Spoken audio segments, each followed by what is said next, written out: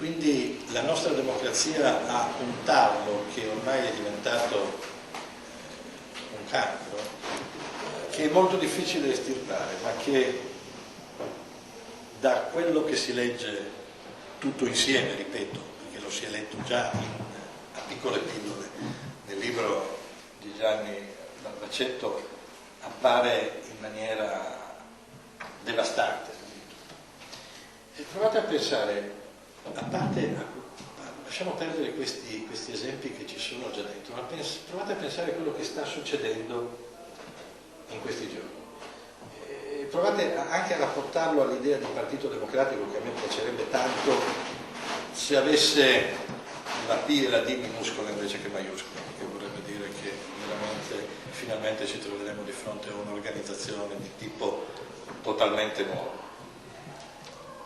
Provate a pensare a quello che sta succedendo e a come reagiscono soprattutto i politici davanti a molte cose, allo scandalo Pollari-Pio Pompa, in cui Berlusconi dice che lui non c'entra assolutamente nulla. E vabbè, è naturale, ma gli altri reagiscono in quale maniera? L'indignato Mastella domanda una commissione d'inchiesta, che è uno dei metodi migliori per insabbiare tutto definitivamente e sicuramente. Pensate alle prese di posizione davanti al problema delle pensioni. Pensate a come il governo riesce a barcamenarsi in certe situazioni. Pensate a quello che non è stato fatto in quest'anno di governo e a perché non è stato fatto.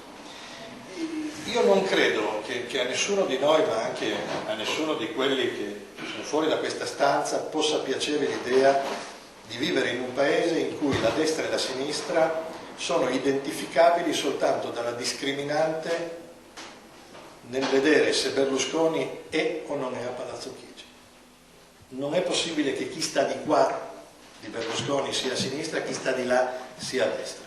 Questa è l'unica vera discriminante tra destra e sinistra. Non esiste più la discriminante ideologica o ideale o economica o movimentista, chiamatela come volete, cercate tutti i vecchi termini, non esiste più.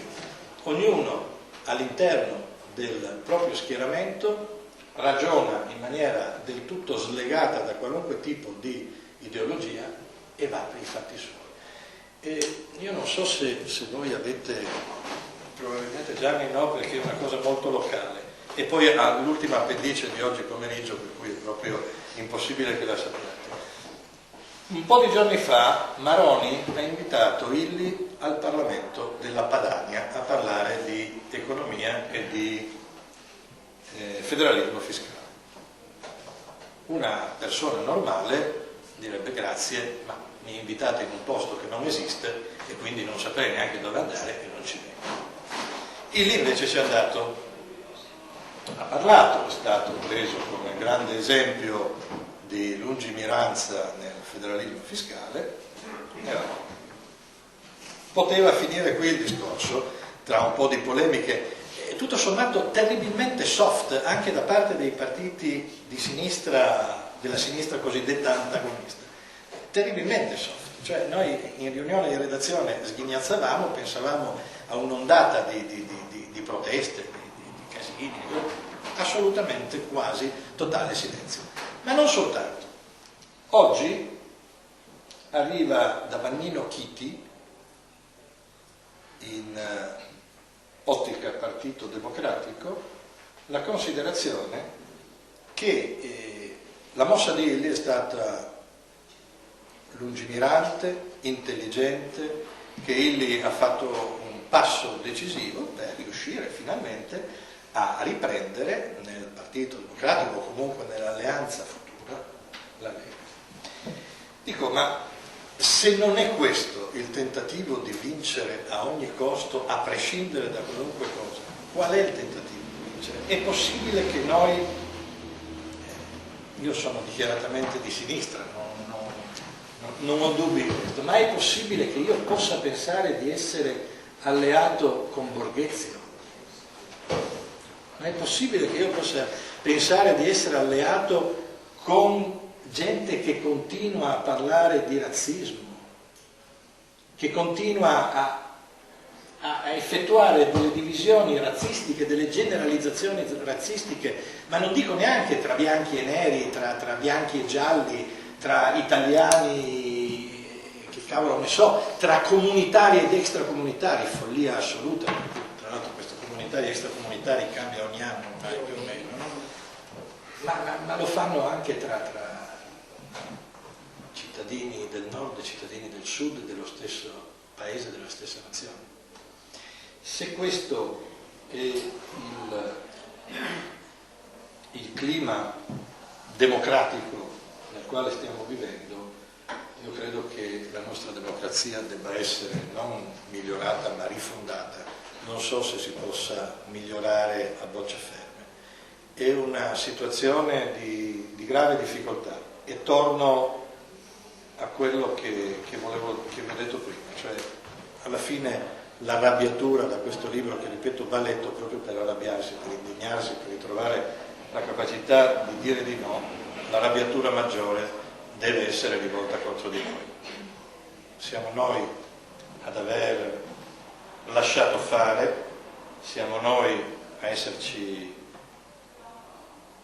giustificati con l'idea di non sporcarsi le mani nella politica, siamo noi ad aver avuto delle crisi di pigrizia o di cecità, senza, ripeto, voler pensare che noi siamo meglio di loro, ma un minimo di scelta in più si sarebbe potuta avere. Una delle cose, e qui mi fermo e lascio la parola all'autore, una delle cose che maggiormente ti lascia l'angoscia è che questo libro potrebbe essere il primo di una collana che sicuramente si potrebbe fare. Non è che il secondo anno del governo del centro-sinistra sarà diverso dal primo, né potrà essere diverso. Non è che noi, che il terzo anno sarà diverso dal secondo e così via, ammesso che ci si arrivi. Non è che noi potremo continuare per tutta la vita a votare contro, a essere contenti se quello che ci è più lontano perde e vince quello che ci è meno lontano.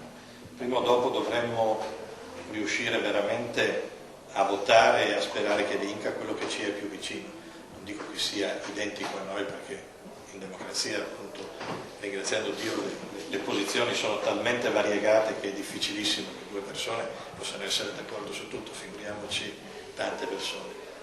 Ma l'idea di continuare a tentare di vincere nel senso di far perdere il più lontano è una cosa che non può appartenere a una democrazia che voglia realmente fare quello per cui è nata, cioè dare il potere al popolo perché il popolo stia meglio.